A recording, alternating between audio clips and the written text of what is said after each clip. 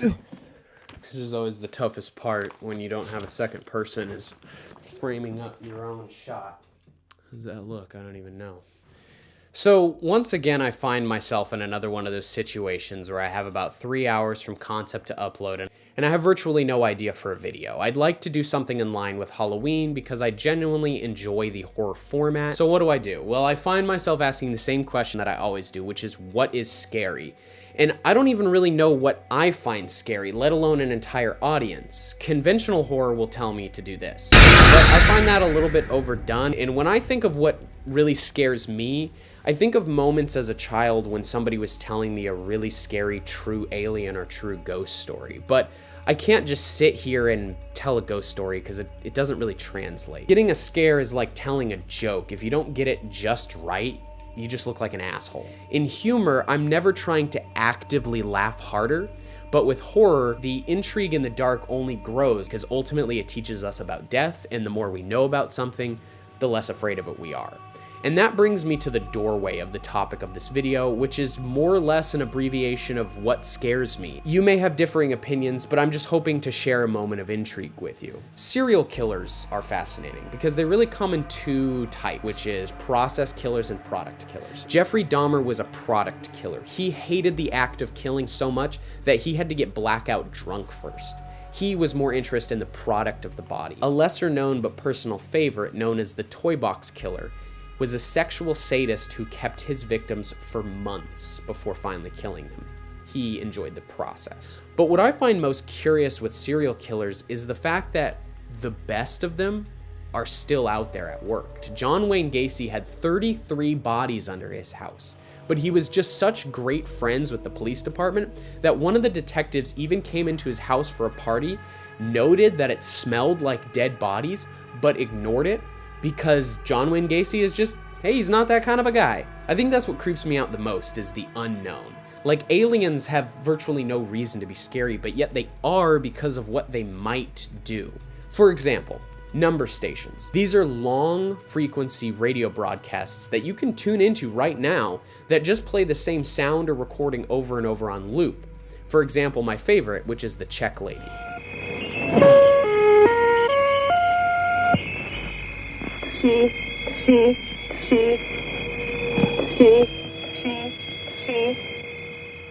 That played over and over for about 7 years. Now, you should know that it's pretty generally accepted that these are just radio broadcasts to communicate with spies, but that doesn't stop them from freaking me out. Now, I'll be completely honest with you, bombings in Iraq don't really freak me out because I more or less understand the threat level there and know what the enemy is. An underground sex trafficking mega industry, possibly, that's more scary. A very credible reporter by the name of David Paulides wrote about his missing persons research in a series of books called Missing 411. There are literally hundreds of cases every year of children going missing in our state parks. They find these bodies way outside of the child's survival range, sometimes with or without clothes, sometimes they'll just find the clothes themselves folded in a neat little pile. The census tells us that every year there are over 2 million people who simply just go unaccounted for, most likely to slavery. Like the ones in Indonesia who are born and die on fishing boats that catch the very fish you find in your grocery store. But those are real fears, and understandably, they don't feel as much fun as paranormal stuff that we know can't really get us, or at least have reasonable doubt. I'm willing to bet that ghosts aren't really your biggest fear because there's always going to be a part of you that doesn't really believe in them. So how do you experience real fear with also somehow knowing that it's not real? I don't really know. But something that sort of does it for me is this website called Normal Porn for Normal People. It's neither of those things. It was a very simple web page that had links to videos of seemingly boring stuff that were yet somehow deeply disturbing. For example, there was one video of a woman who continuously fed peanut butter and jelly sandwiches to a dog over and over and over again until the dog was sick.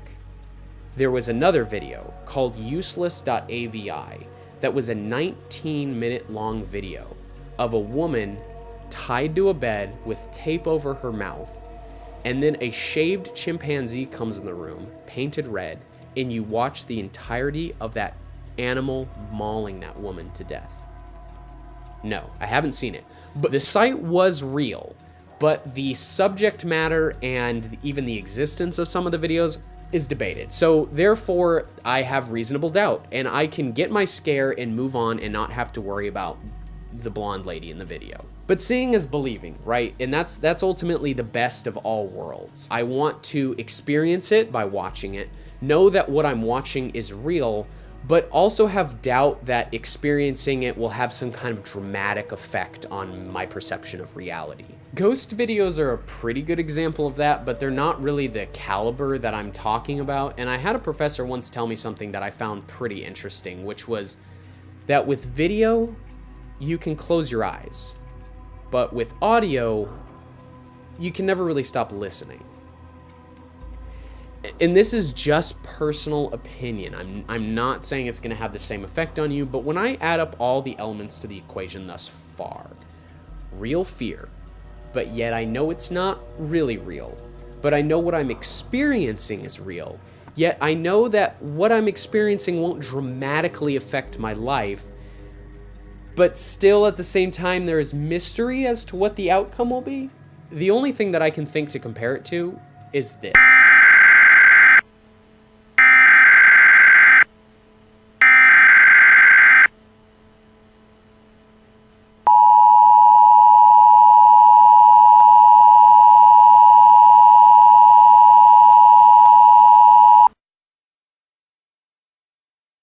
This message is transmitted at the request of the United States Office of Civil Defense. At 3:40 p.m. Pacific Standard Time, NORAD detected a long-range nuclear missile launch in North Korea. This missile is believed to be headed in the direction of the Los Angeles metropolitan area. It is believed that it will impact this area within the next 1.5 to 2 hours.